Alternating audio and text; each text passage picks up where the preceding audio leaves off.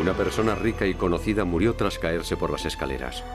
¿Fue un accidente o más bien un asesinato? Las leyes de la física y un experto en reconstrucción de accidentes dieron con la respuesta.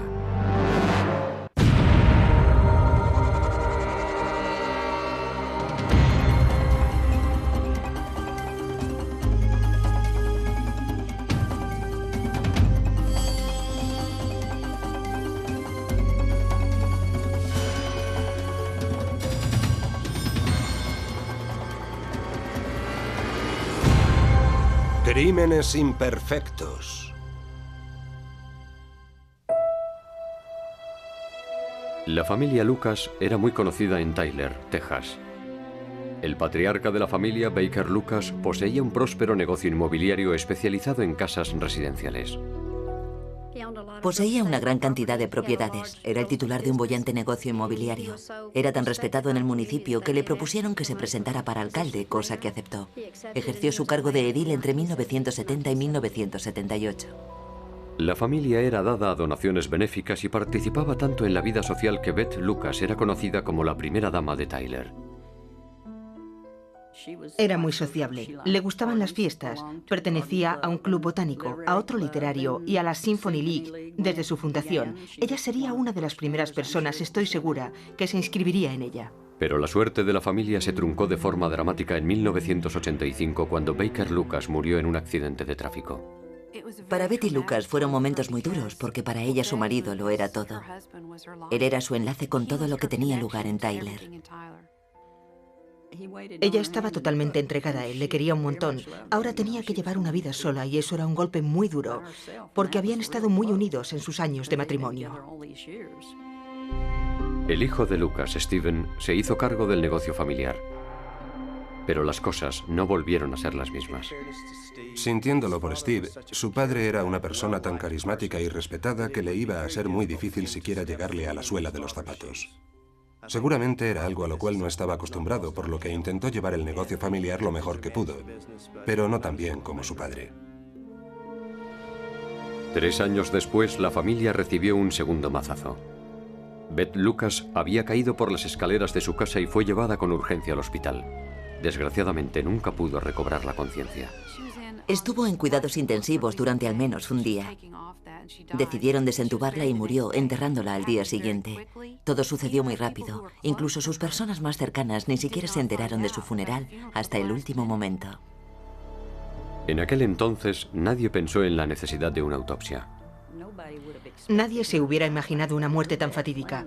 Como amigas ya habíamos planeado lo que íbamos a hacer en la residencia de la tercera edad cuando fuéramos para allá juntas. Era increíble que ya no estuviera entre nosotros.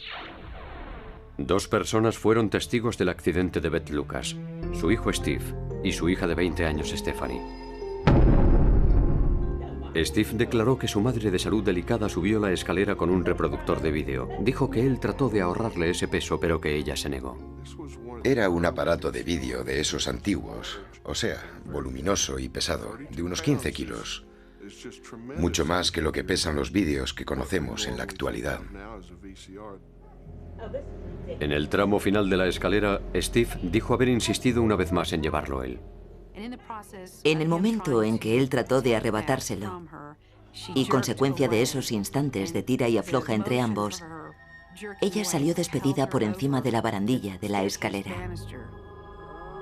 Fue a caer en el tramo inferior de la escalera y siguió avanzando hasta la parte final.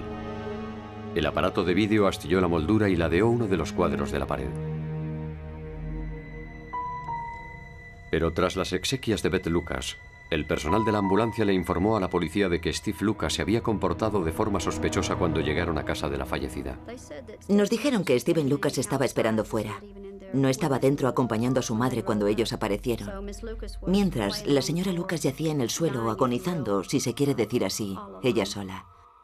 Recibimos varias llamadas anónimas en el departamento de policía sugiriéndonos que teníamos que investigar la muerte de Betty Lucas, que no fue realmente un accidente, sino quizás un homicidio. Así que los investigadores decidieron indagar más a fondo en la muerte de Beth Lucas.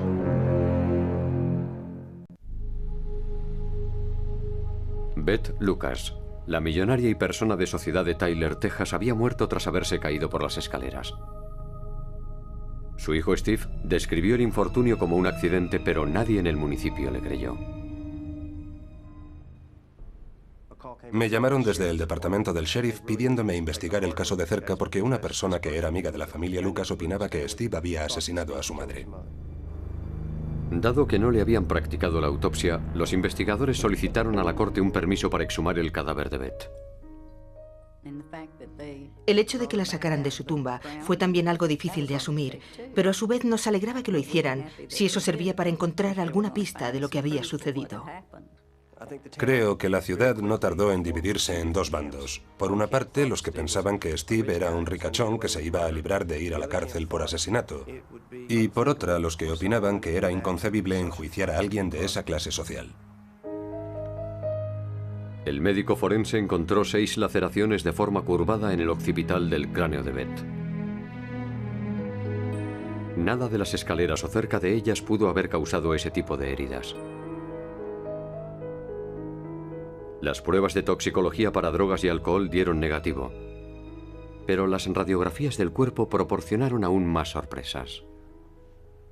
No encontraron ningún hueso roto para ser una mujer de 66 años. Tampoco tenía contusiones de importancia en el resto del cuerpo.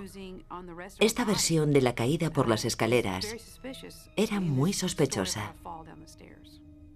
Nadie sabe cuál fue realmente el arma homicida. Una de las ideas con que los forenses especularon es que pudo haber sido un candelabro, porque la base de uno de ellos coincidía con la forma curvada que tenían las laceraciones en la cabeza. Y los investigadores encontraron unas marcas circulares similares en forma de sierra en la barandilla a la altura de los peldaños 7º y 9º.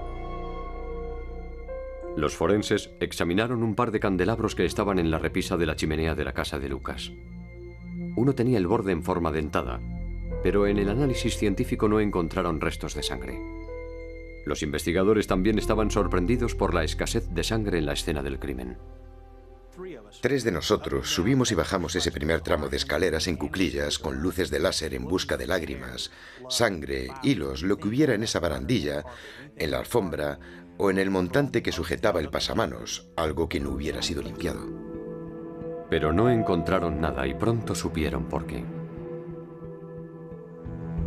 El personal de la ambulancia declaró que la nieta de Beth, Stephanie, junto a su vecina, estaban limpiando la sangre del vestíbulo cuando ellos llegaron. Y ciertos vecinos dijeron que Steve tenía el aspecto de haber estado limpiando también. Nada más llevarse el cuerpo, algunos de los vecinos le vieron con la camisa mojada. El vecino de enfrente dijo que tenía la camisa empapada en sudor a la altura del pecho. Así que los investigadores aplicaron verde de leucomalaquita en el suelo del vestíbulo, lo que reveló un área manchada de sangre de poco más de 1 metro cuadrado que había sido limpiada. Luego interrogamos a su hija Stephanie, quien supuestamente también estaba en casa cuando el accidente, pero su versión no coincidía con la de él en lo que respecta al lugar donde se produjo el forcejeo y otros factores más.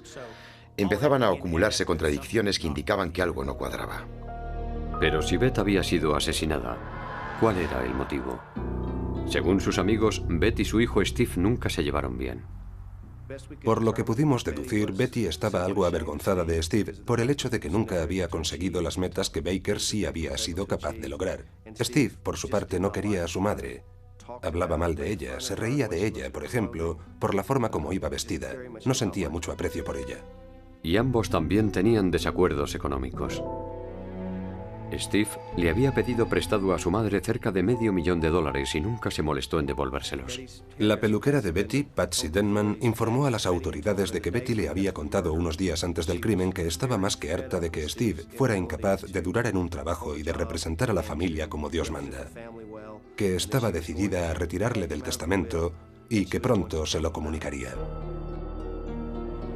Pero Beth murió antes de que pudiera cambiar el testamento.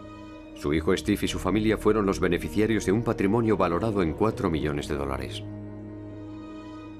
Ahora los investigadores se enfrentaban a un dilema.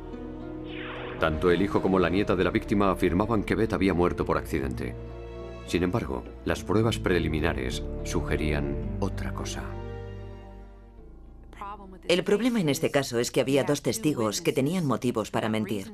Nosotros dependíamos únicamente de la ciencia forense para corroborar la sospecha de que había sido un asesinato y no un accidente. El problema radicaba en que los investigadores no disponían de muchas pruebas forenses. Para averiguar qué le sucedió realmente a Beth Lucas, los investigadores le pidieron al experto en reconstrucción de accidentes Alan Weckerlin y al físico Mike Andrews que compararan la escena del crimen con la declaración de los testigos.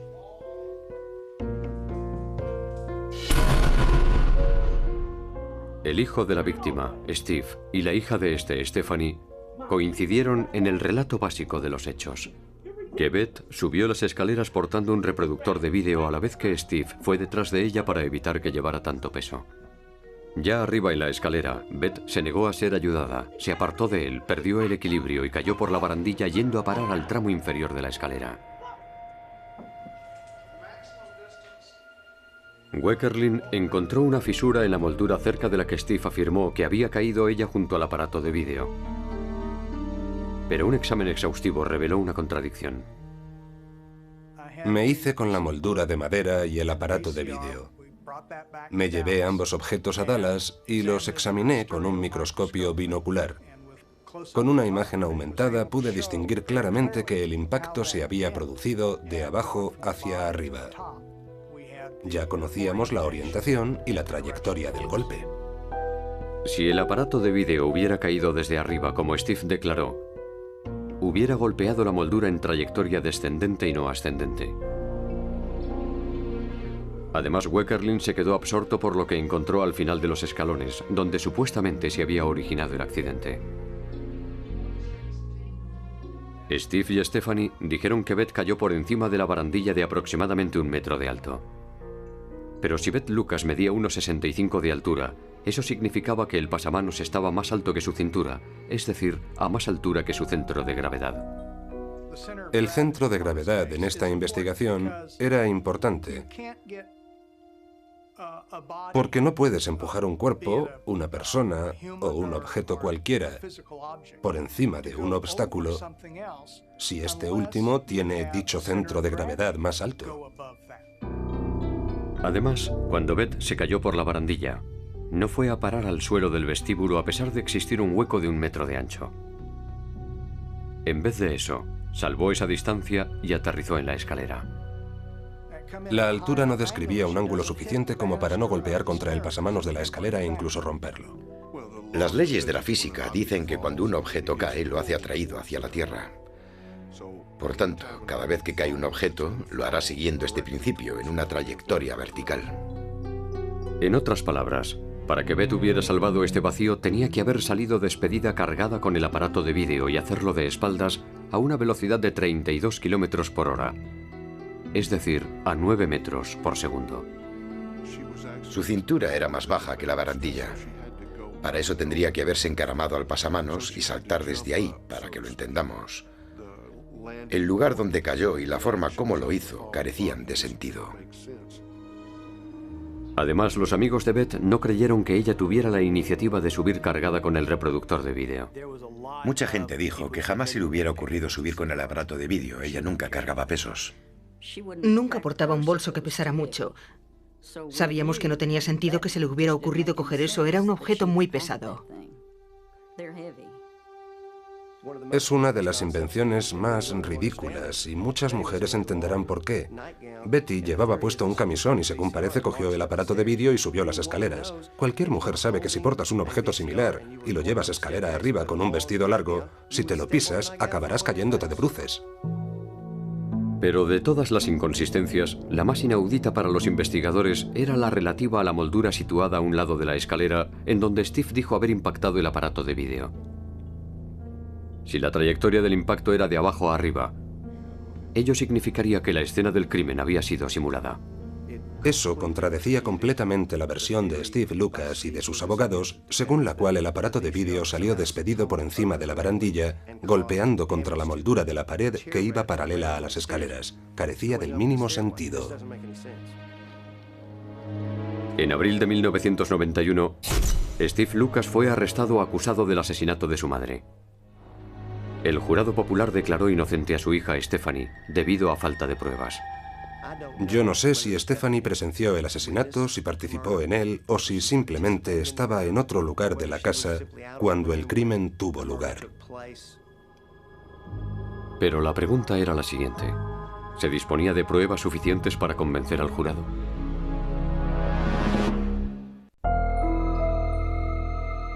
La acusación cree que la muerte de la conocida millonaria Beth Lucas no fue un accidente. Ellos sabían que su hijo Steve estaba pasando serios problemas económicos y que debía cerca de $500,000 a amigos y a entidades financieras. Había pedido prestado dinero a amigos de la familia y en ocasiones no lo restituía. Los bancos le amenazaron con tomar medidas. Estaba desesperado porque veía que las cosas se iban complicando.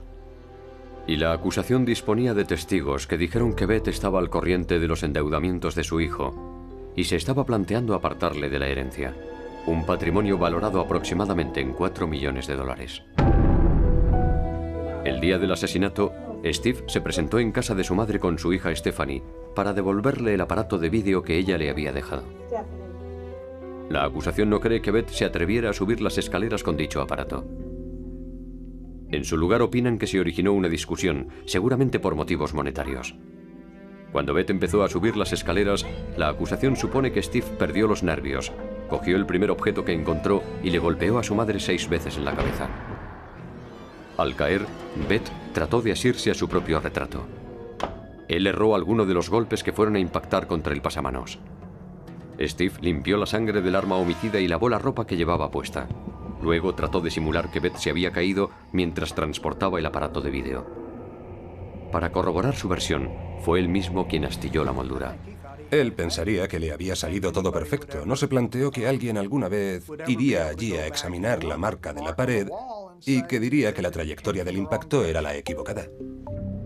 La defensa aportó una recreación por ordenador para demostrar que en la práctica era posible que una persona se cayera de espaldas y fuera a parar contra el segundo tramo de escaleras, tal y como Lucas había descrito.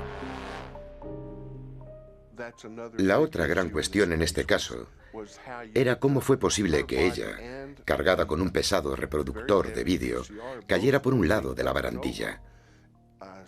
Doy por supuesto que lo llevaría a poca altura sobre su cuerpo y que lo arrastraría consigo durante la caída. Estamos diciendo que el aparato de vídeo la impulsó por encima del pasamanos. Habría que lanzarlo con muchísima fuerza para empujar a una persona al otro lado del pasamanos. Los dos expertos de la acusación dijeron que Beth Lucas hubiera dañado el pasamanos al golpearse contra él de haber caído de esa manera. Pero la barandilla de la escalera no mostró desperfecto alguno. El que no se hubiera roto nada en el pasamanos me hizo pensar que la versión de la defensa no se sostenía en absoluto. No era verdad. Iba contra las leyes de la física. Sorprendentemente, tras semanas de deliberaciones, el jurado no llegó a un veredicto. El primer juicio acabó en punto muerto porque los 8 miembros del jurado votaron empate. Pero la acusación no se rindió. Steve Lucas fue juzgado de nuevo 3 años después. Esta vez la acusación puso mayor énfasis en las pruebas forenses y destacó la importancia de la moldura, que confirmaba su teoría de que la escena del crimen había sido preparada. Había que tener en cuenta lo del pasamanos para comprender la importancia del desperfecto de la moldura en la versión de Steve Lucas. Sacar a colación lo de la barandilla de la escalera en el segundo juicio era un factor clave para conseguir que el jurado viera la animación por ordenador en la que se representaba la trayectoria del aparato de vídeo acorde al relato de Steve Lucas. La acusación también trajo a expertos que corroboraron los hallazgos del médico forense. El otro hecho importante que se produjo cuando subió a testificar el médico forense es que su declaración fue corroborada por el Dr. Charles White, profesor de la Facultad de Medicina de la Universidad Suroeste de Texas, quien a su vez era el director de la unidad de neuropatología. Para él era evidente que se trataba de un homicidio una vez que vio las pruebas forenses. Steve Lucas subió al estrado para asumir su propia defensa, pero no logró convencer al jurado. Subió las escaleras hasta el descansillo y giró hacia la planta de arriba. Cuando se es capaz de demostrar desde el plano científico y forense con un elevado grado de certeza que eso ocurrió de otra manera, que esa hendidura fue hecha adrede desde un ángulo determinado, La declaración del acusado se derrumba por sí sola. En noviembre de 1994, Steve Lucas fue declarado culpable por el asesinato de su madre y sentenciado a 35 años de cárcel. Asistí a 2 de las vistas y vi las pruebas presentadas. Para mí, los forenses estaban muy seguros de sí mismos acerca de este caso porque los otros, la defensa, no pudieron aportar una razón o evidencia lógicas que demostraran que algunos de los forenses habían mentido. Steve Lucas se inventó su relato de los hechos acerca de la muerte de su madre y trató de convencer al jurado de que era verdad.